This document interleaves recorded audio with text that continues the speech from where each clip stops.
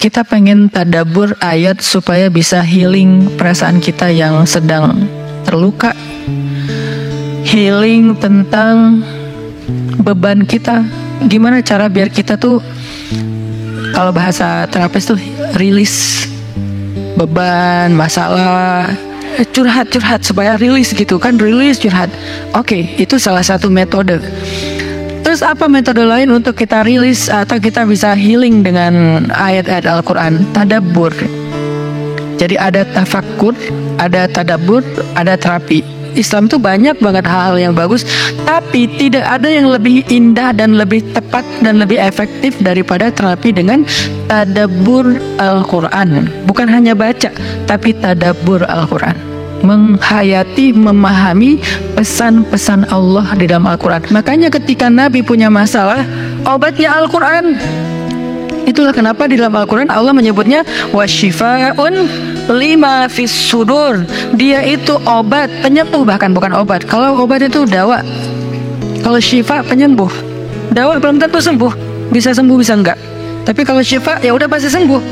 Maka Allah menyebutkan Al-Quran itu sebagai bukan dawa, tapi disebutkan sebagai syifaun lima fis sudur, obat hati, obat jiwa, obat mental. Walaupun banyak ulama menganggap bahwa dia juga bisa menjadi obat fisik, dan saya percaya itu. Tetapi yang lebih dahsyat lagi adalah dia memang obat mental. Pertanyaannya, bagaimana menjadikan Al-Quran sebagai syifa, healing? Ayat-ayatnya gimana cara kita mentadabburinya? Semua ayat sama, cuman yang membedakan satu dengan yang lain fadilahnya. Tapi semua sama-sama istimewa. Jadi nggak boleh ada satupun ayat yang kita anggap nggak penting. Alif Lam Mim, apa pentingnya ya? Nun, Qaf, Shad, satu huruf doang. Nggak, biasa aja. Sehingga kita ngerasa membaca ayat itu nggak terlalu istimewa. Sama, satu huruf pun itu istimewa di Al-Quran. Kan kata Nabi, satu huruf seperti 10 kebaikan. Jadi kalau kita baca Nun, udah aja, alhamdulillah udah ngaji. 10 kebaikan loh itu. Tapi kalau udah tahu 10 kebaikan, ngapain satu huruf? Udah aja wal qalami wa ma yasturun, lanjut dong. Udah tahu tuh 10 kebaikan cuma satu huruf, sayang banget ya kalau ada waktu. Dan ketika membacanya, jangan target saya harus cari waktu yang tepat nih buat baca Quran biar khatam 1 juz. Jangan cari waktu yang tepat, susah. Lama-lama sampai malam akhirnya nggak kebaca. Asal ada waktu baca aja dulu, dapat setengah halaman, dapat 2 baris, dapat 1 baris, pokoknya baca aja dulu. Jadi tadabbur, cara untuk bisa menjadikan Al-Quran sebagai syifa, tadabbur. Bagaimana dulu Nabi, sahabat, orang-orang solih mentadabburi Al-Quran? Yang pertama adalah mereka membaca Al-Quran secara tematik, supaya kita dapat sesuai dengan problem kita, masalah kita, hajat kita. Tematik. Lagi ada masalah apa kita? Karena ayat Al-Quran turun kepada Nabi pun secara tematik, secara kontekstual. Apa yang dialami Nabi, itulah ayatnya. Al-Quran tidak turun sekaligus kepada Nabi, turun sekaligusnya itu di Lauhul Mahfuz.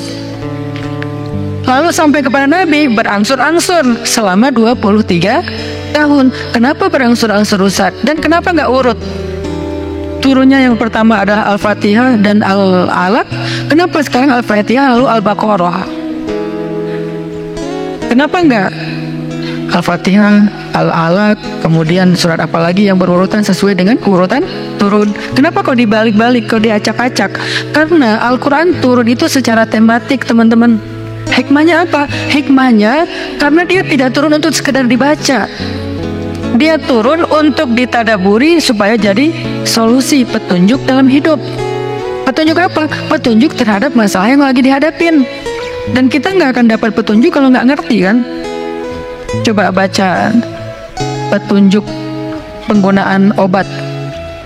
Bahasanya bahasa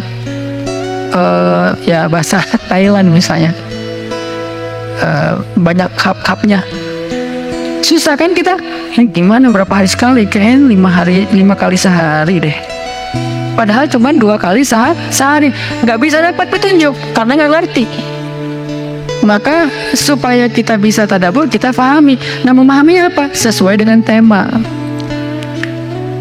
Kita boleh aja bagus banget malah baca Al-Quran secara berurutan, tapi itu target baca ya, target tilawah, bukan target tadabbur. Tadabbur beda sama tilawah. Tilawah tetap dia nggak usah diganggu gugat, udah segitu aja. 1 hari 1 juz, setengah juz, 2 bulan sekali khatam, sebulan sekali khatam, itu lanjut aja udah. Karena itu memang target membaca. Tapi target tadabbur beda sama target membaca. Bikin 2 target. Kalau tadabbur memang gak panjang-panjang dan gak berurutan, tematik.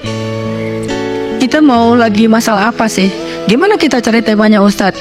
1, bisa nyari ke Simbah Google, ayat tentang, klik keluar. Buat kita yang mungkin kita sama nih dengan saya, masih sama-sama belajar, paling gampang tadi nanya aja ke Google, pakai aja indeks. Atau cara yang lebih, ini kalau mau, saya beberapa kali nyoba soalnya, kalau mau bukan ngetes ya, kalau mau agak sedikit lebih apa ya, seru nih, agak lebih seru. Tapi kalau belum berhasil jangan salahin saya. Kalau agak lebih seru nih, saya suka gini, pegang Quran, lagi ada masalah nih, Bismillah, ayatnya pas, wah ini sih banget nih. Bisa kayak gitu juga metodenya. Jadi kayak minta dibimbing sama Allah aja gitu. Tapi kadang-kadang dapat ayatnya tuh nggak sesuai tema saya, Ustaz, kata kita. Padahal kata Allah, ini yang kamu butuhin tuh ini nih. Bisa gitu juga, dengan syarat membukanya pakai Bismillah, bukan membuka yang itu ya Allah ya, yang itu ya. Jangan maksa. Allah lebih tahu. Bismillah. Ayatnya tentang makanan. Oh mungkin kita masalahnya emang masalah berat badan mungkin, atau masalah mubazir mungkin, sehingga merembet kemana-mana. Allahu alam. Tapi kalau mau lebih jelas ya udah cari pakai yang tadi, dapat ayatnya secara tematik.